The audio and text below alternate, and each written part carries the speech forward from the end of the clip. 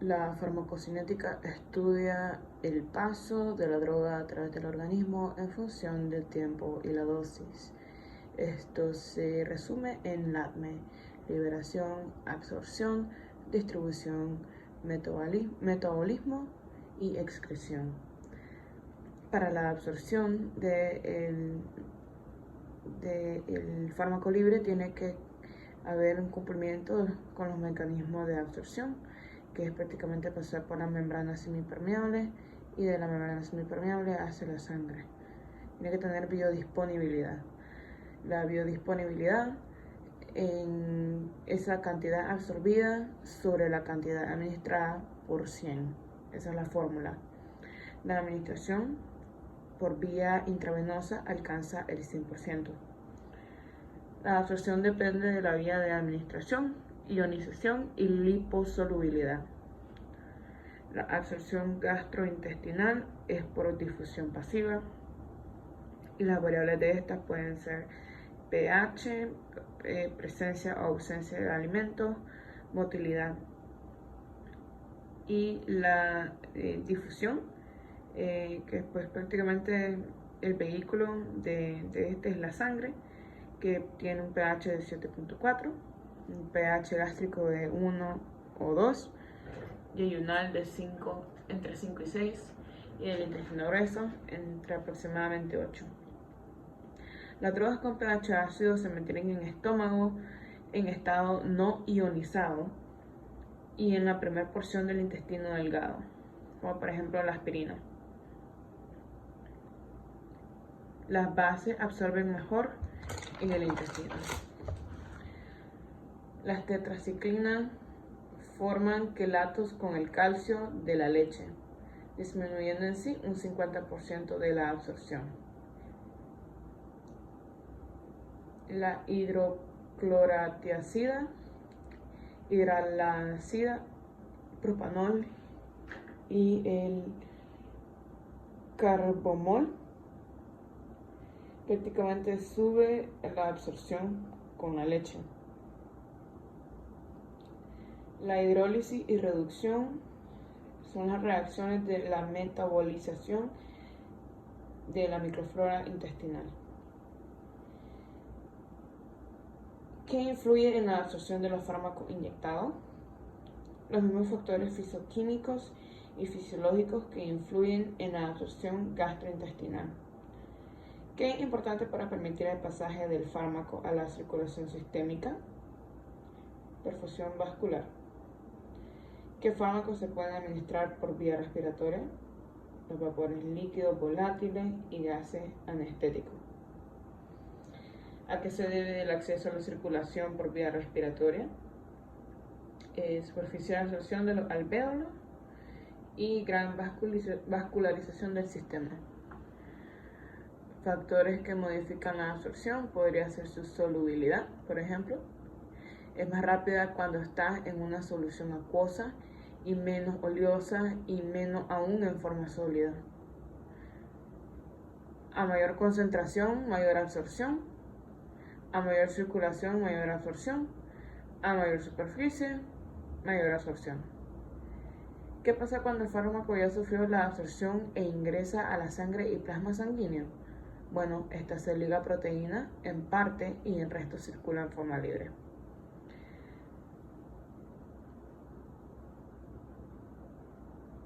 Variable del volumen de un de un antimicrobiano es la difusión de órganos, excretores o obesidad. ¿Qué es el BDA? El BDA es el volumen de los diferentes compartimentos en los cuales se distribuye un compuesto en la misma concentración que alcanzó en el compartimento plásmico. Si el fármaco posee un gran volumen de distribución es porque se distribuye a nivel tisular. La administración de 2 o más drogas pueden ocasionar una alteración a nivel de transporte, compitiendo por la unión proteica, pudiendo producir incremento de la fracción libre de uno de ellos y llega a niveles tóxicos. Las alteraciones de las proteínas plasmáticas como la hipoalbulemia pueden dar hepatopatías, nefropatías, desnutrición o hipoalbulemia.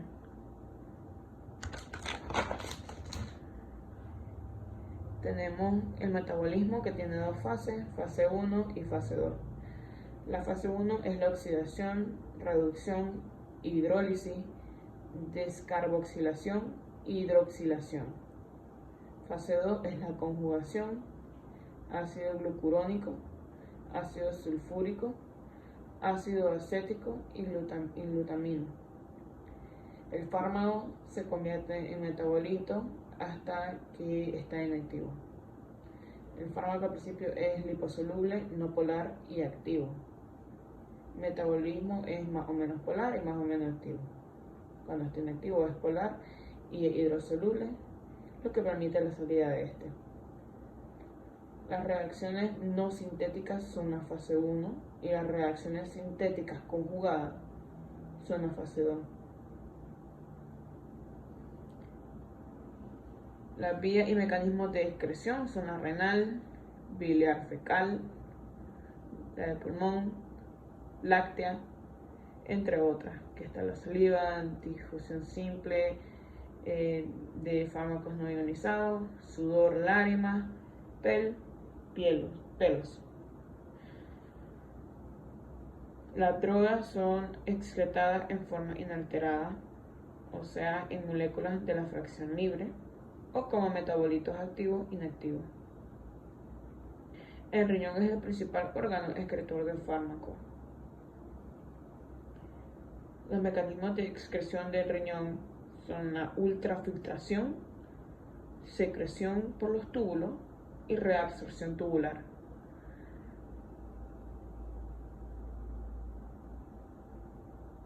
La ultrafiltración es para liposolubles, hidrosolubles de bajo pM. La tubular es para ácidos, bases débiles y necesita energía de hidrólisis del ATP. La reabsorción tubular es para los liposolubles no ionizados, reabsorbidos y vuelven a la sangre para volver a surgir efecto. La excreción de fármacos por el hígado es la vía de la bilis.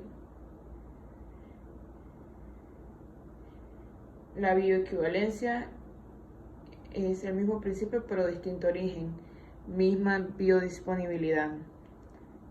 Los factores que influyen en la biodisponibilidad pueden ser cinética de disolución, velocidad y la magnitud de la absorción. Los factores que afectan la acción de los fármacos pueden ser edad, peso corporal, sexo, enfermedades, genética, presencia de otros fármacos, tolerancia y taquifilaxis, antagonismo, sinergismo.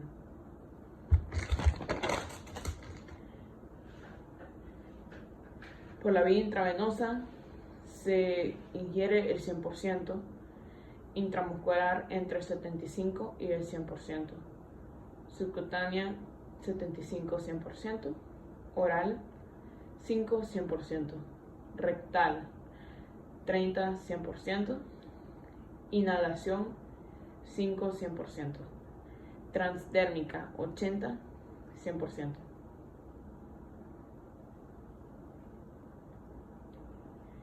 Un fármaco se absorbe, después se distribuye en el espacio intersticial, después a las moléculas receptoras y hacen el complejo de un fármaco receptor. Un receptor farmacológico es prácticamente membrana celular en la superficie membrana celular en la superficie.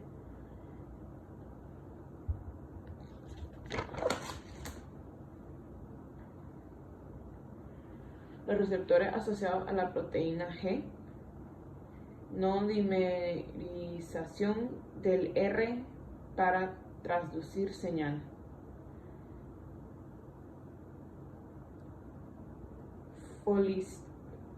Folicito, unión de efectores como adenilciclasa, fosfolípido y canales iónicos. Tenemos la GS, que está activa adenilciclasa, GI, que inhibe adenilciclasa, Golf, activa adenilciclasa en neurona olfatoria, G9, activa fosfolipasa C, GT, es la transductina activa GMP y G0 es activa canales iónicos. Los receptores asociados a la tirosinquinasa prácticamente se unen al dominio extracelular del R y después después del dominio de la tirosinquinasa en la otra punta del receptor en el lado citoplasmático. La tirosinquinasa activada fosforila proteínas, citoproteínas y las señales del núcleo quedan como resultado de síntesis proteica. La eritropoyetina tiene 4 cisteínas y un motif, triptofán serina y triptofán X, aminoácido cualquiera en el dominio exoplasa. Antagonista es afinidad pero no eficacia. Agonista es afinidad y eficacia. Agonista parcial, afinidad y cierta eficacia. Agonista, antagonista, 2 fármacos tienen afinidad más eficacia, pero uno tiene mayor afinidad y ocupa receptor, tiene eficacia pero bloquea la acción del segundo fármaco. Y el agonista inverso tiene afinidad y eficacia, pero el efecto es inverso. Mecanismos de acción no mediados por receptores sería la inhibición enzimática.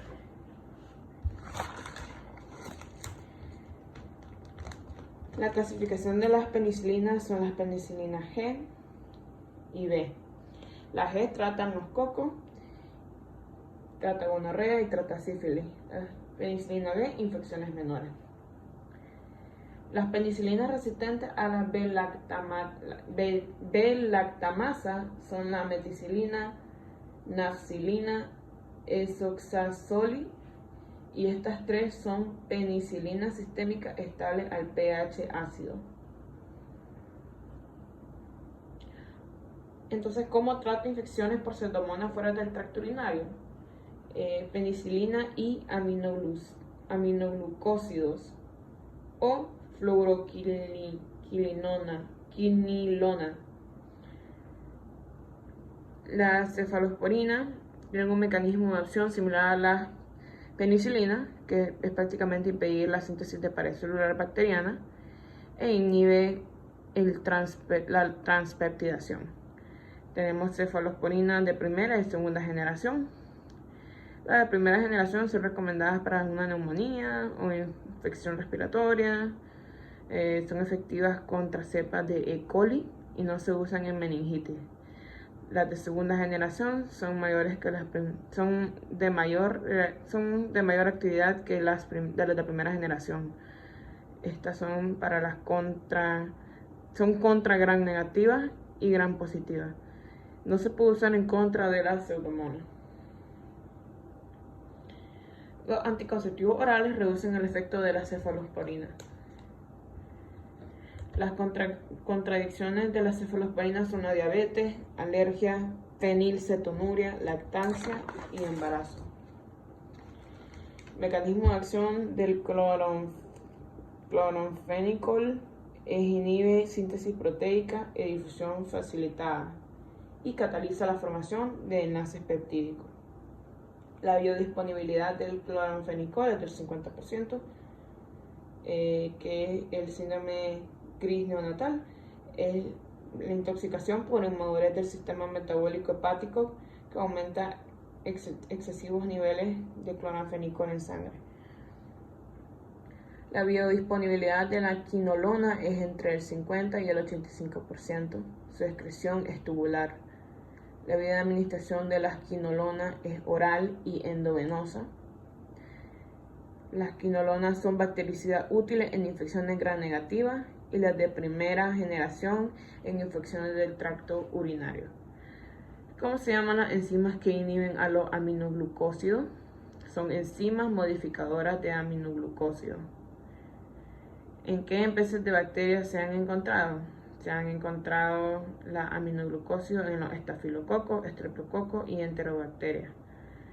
¿Qué son aminoglucósidos? Son bacterias con espectro reducido de bacilo aerobio gram negativo.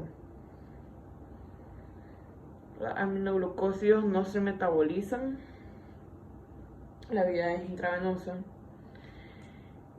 y la distribución de aminoglucósidos es la unión a proteína.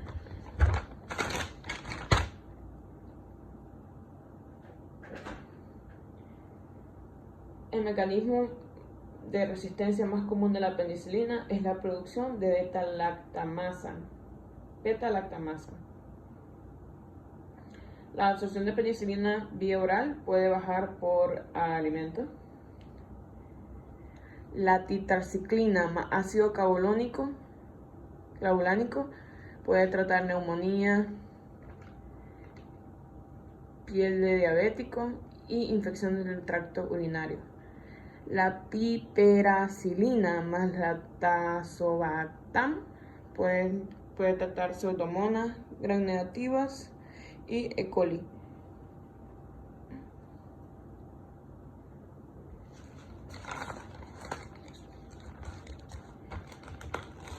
Los mecanismos de acción del AINE es la inhibición del COX.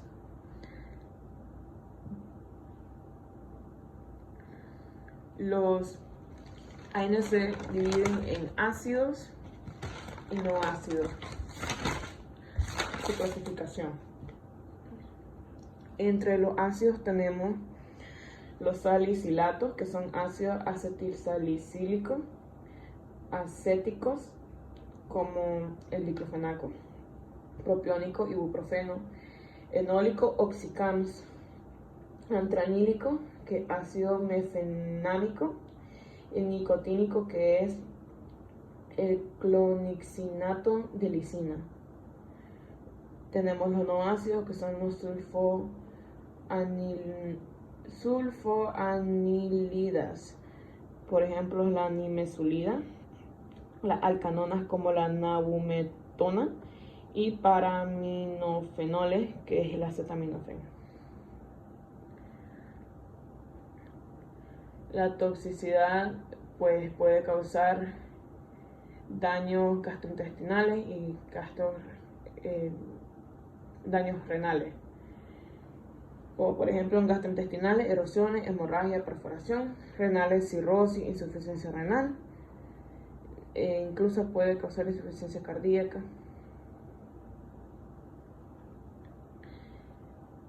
No se puede administrar 2 AINE a la vez, nunca. AINE actúa sobre la zona periférica y el opioide en el central.